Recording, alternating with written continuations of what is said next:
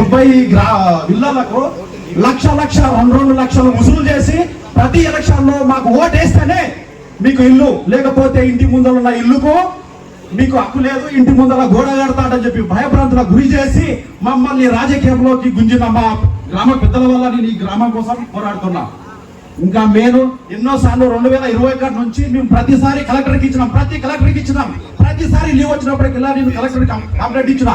మా పని కాలే, ఏంటంటే ప్రెషర్ కాలే. మేము ఇప్పుడు అందరికన్నా ఈ తెలంగాణలో అందరికన్నా ముందుగా సంతోషపడేది ఏ గ్రామం అంటే ఓన్లీ కాజీపూర్ గ్రామమే.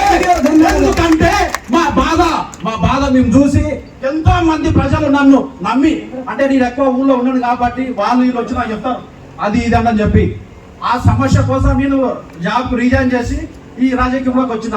అందుకే ఎక్కువ సంతోషపడే రైతు ఎవరంటే నేనే. ఎందుకంటే గ్రామ ప్రజలకు మేము అన్నాం కంపల్సరీ ఈ భూలోకంలో కాకుండా భూతలంలోకి పోతుంది, మన ప్రభుత్వం వస్తుంది, మీ ఇళ్లకు పట్టాలు వస్తాయని చెప్పి గెలిచిన రోజే మేము ఇదే గుడి కాడ చెప్పినాము. మా దేవుని దయ వల్ల అది సక్సెస్ అయిందని అందరికీ అనేక సంతోషం. జై హింద్, జై భారత్. Thank you.